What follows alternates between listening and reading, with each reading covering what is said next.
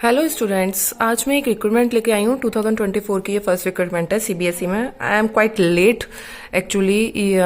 इसकी last date कल ही है। मैं फिर बता दूँ, इसकी लास्ट डेट कल ही है और ये बहुत अच्छी पोस्ट है। मैं अप्रिशिएट करूँगी कि आप लोग इस फॉर्म को ज़रूर फिल करिएगा, है ना। इसकी लास्ट डेट है 11/4। अगर डेट एक्सटेंड होती है then I will inform you, but अगर नहीं एक्सटेंड होती है तो प्लीज, अगर आप फॉर्म जल्दी से जल्दी भर सकते हैं तो भरिएगा। सीबीएसई की रिक्रूटमेंट है, गवर्नमेंट पोस्ट है। नंबर इसका सीबीएसई रिक्रूटमेंट में कौन सी पोस्ट नंबर है? CBSE recruitment cell advertisement FA01 2024। इसमें वैकेंसीज तो कई सारी हैं, बट मैं केमिस्ट्री के रिगार्डिंग ही वर्क कर रही हूं, तो इसलिए मैंने केमिस्ट्री को ही कवर अप करा है। इसमें और भी सब्जेक्ट्स की वैकेंसी है, एडमिनिस्ट्रेशन की भी है, जूनियर टेक्नीशियन, स्किल एजुकेशन और भी फर्दर हैं।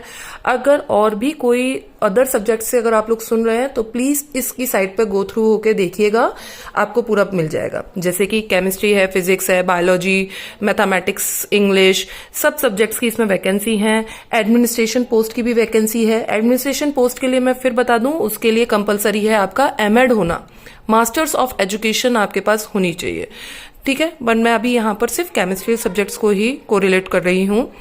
ग्रुप ए की पोस्ट है जिसके बारे में मैं यहाँ पर बात कर रही हूँ। यहाँ पे ग्रुप सी तक की वैकेंसी आई है। ग्रुप ए के में असिस्टेंट सेक्रेटरी की पोस्ट है जिसमें अकेडमिक्स के ऊपर बात आएगी। केमिस्ट्री में सिर्फ 1 सीट है और 4/24 है असिस्टेंट सेक्रेटरी, जिसमें ट्रेनिंग वाली पोस्ट में 2 सीट्स है केमिस्ट्री के अंदर, ठीक है। और अगर हम इसमें बात करते हैं तो यहां पर लास्ट डेट मैंने आपको बताई दी है। कास्ट सर्टिफिकेट मैंडेटरी बोला गया है। आप कोई से भी कास्ट के हैं, SC ST OBC, अगर आप किसी भी कास्ट रिगार्डिंग फॉर्म फिल कर रहे हैं तो आपका पास सर्टिफिकेट होना चाहिए।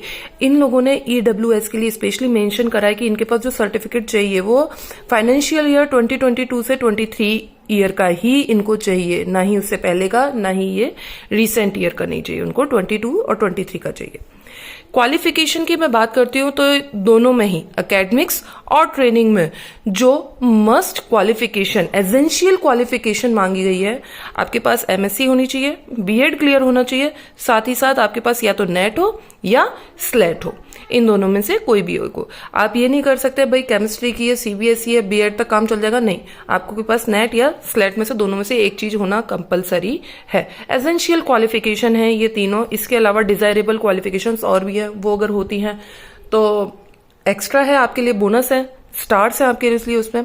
अगर मैं यहां पर बात करती हूं तो एज इन दोनों ही पोस्ट के लिए 30 एज बताई है उसने। एज लिमिट कितनी रखी है उसने? 30 रखी है। रिलैक्सेशन जरूर उसने दिया है साइट ने। SC ST के लिए 5 इयर्स का रिलैक्सेशन है, OBC के लिए 3 इयर्स का है, वुमेन के लिए 10 इयर्स का रिलैक्सेशन दिया है उसने। फीस की अगर मैं बात करती हूं तो अनरिजर्व OBC और EWS कैटेगरी के लिए 1500 फीस है। SC ST women PWD etcetera उनके लिए, या CBSE के ही अगर आप एम्प्लॉय हैं कंटिन्यूसली, तो आपको कोई भी फीस सबमिट नहीं करनी है फॉर्म फिलिंग के अकॉर्डिंग। अगर फॉर्म फिलिंग की मैं बात करूं तो फॉर्म फिल प्लीज बहुत ध्यान से करिएगा। यहां पर कई चीजें ऐसी हैं जो उसने स्पेशली मेंशन करी है। आप फॉर्म फिलिंग के दौरान जो वहां पे आप अपनी फोटो एफिक्स करते हैं, फोटो जो वहां पर आप अपनी देते हैं, तो वही फोटो, एक्स्ट्रा फोटो आपको एग्जाम सेंटर पे लेके जानी पड़ेगी एग्जाम के टाइम पे। एक्स्ट्रा फोटो उन्होंने स्पेशली बोला है और सेम फोटो बोला है जो आपने एफिक्स करी है फॉर्म फिलिंग में, ठीक। जो आईडी आपने फॉर्म फिलिंग में दी है वही आईडी उसने मांगी है। साथ ही साथ अगर आगे इसके अलावा मैं और भी बात करूं तो यहां पर इसने कोई भी जैसे कि अगर आप फॉर्म फिलिंग में कुछ मिस्टेक कर देते हैं तो उसके लिए करेक्शन के लिए मनाही, उसमें उसने कुछ भी मेंशन नहीं करा है। गो थ्रू उसमें से आप देख लीजिएगा। और पर फॉर्म के लिए, अगर जैसे ये एकेडमिक और ट्रेनिंग का तो खैर एक ही जा रहा है, पर अगर आप एडमिनिस्ट्रेशन में भी जाना चाहते हैं या स्किल एजुकेशन का भी फॉर्म फिल करना चाहते हैं तो आपने एक फॉर्म एक्स्ट्रा कर लिया, तो पर फॉर्म की फीस है 1500, ठीक। और अगर आप ग्रुप B या C का फिल करते हैं तो उसके लिए 800 है और बाकी सबके लिए तो निल है ही, ठीक है ना। पर फॉर्म फीस कितनी बताइए मैंने आपको? 1500। ये थोड़े इसके क्राइटेरियाज थे। अगर मैं इसके सिलेबस की बात करूं तो सिलेबस इसका ज्यादा नहीं है। 2 टायर राउंड होगा प्लस साथ में इसका इंटरव्यू होगा। जो 2 टायर राउंड होगा, फर्स्ट टायर राउंड तो होगा आपका MCQ, फर्स्ट राउंड होगा आपका एमसीक्यू, मल्टीपल चॉइस क्वेश्चंस आएंगे। और टायर 2 की अगर मैं बात करूं तो यहां पर ये डिस्क्रिप्टिव टाइप होगा। अच्छा, 2 टायर में, जिसमें टायर 1 की मैं अगर बात करूं तो ये एमसीक्यू जो आपका आ रहा है स्टूडेंट्स, ये पेपर होगा आपका 2.5 घंटे का होगा, 300 मार्क्स का होगा। इसमें आपके पास टोटल 150 क्वेश्चन आएंगे, 50 from current affairs, 50 from skill for academics के अकॉर्डिंग। एकेडमिक्स के आपके ऊपर क्या नॉलेज है, बीएड में अगर आप लोगों ने स्किल एजुकेशन वगैरह जो भी थे, मैनेजमेंट वगैरह वो जो पढ़ा है पूरा यहाँ पर वही सिलेबस है। And 50 question is from general aptitude, जो स्कूल्स के रिगार्डिंग आपको होनी चाहिए, मैनेजमेंट वगैरह के अकॉर्डिंग। ठीक, तो ये टोटल 150 क्वेश्चंस आएंगे, 300 मार्क्स के होंगे। अगर मैं नेगेटिव मार्किंग की बात करूं तो डेफिनेटली यहां पर आपको नेगेटिव मार्किंग मिलती है, और नेगेटिव मार्किंग है 0.5 की, यानी कि 2 नंबर का क्वेश्चन है तो अगर आपने गलत करा है तो 0.5 की नेगेटिव मार्किंग है। ठीक, मतलब 1/4 नेगेटिव मार्किंग है। टायर 2 में अगर मैं बात करूं तो डिस्क्रिप्टिव टाइप पेपर है। अगर इसकी मैं बात करूं तो यहां पर क्या आता है स्टूडेंट्स, तो यहां पर आपको पेपर जो रहेगा वो 320 मार्क्स का होगा, और डिस्क्रिप्टिव रहेगा आपके सब्जेक्ट बेसिस पे। केमिस्ट्री के हैं तो केमिस्ट्री के रिगार्डिंग ही इसका ऊपर यहां पर डिस्क्रिप्टिव क्वेश्चन पेपर बनेगा पूरा का पूरा, आपको उसके रिगार्डिंग रहेगा। हाँ, यहां पर इसने एक चीज जरूर मेंशन करी है कि चाहे टायर 1 के अकॉर्डिंग हो या टायर 2 के लिए हो, अगर आप रीचेकिंग या री इवैल्यूएशन कुछ भी चाहेंगे वो फैसिलिटी नहीं प्रोवाइडेड है।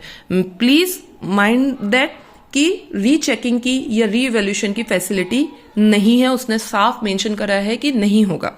डिस्क्रिप्टिव टाइप में जो आपके सब्जेक्ट के रिगार्डिंग पूरा डिस्क्रिप्टिव पेपर होगा, इसके अगर मैं सिलेबस की बात करूं तो साइट ने वहां पर स्पेशली मेंशन कर रखा है कि हमारी साइट पर पूरा सिलेबस है, आप वहां पर गो थ्रू के देख सकते हैं।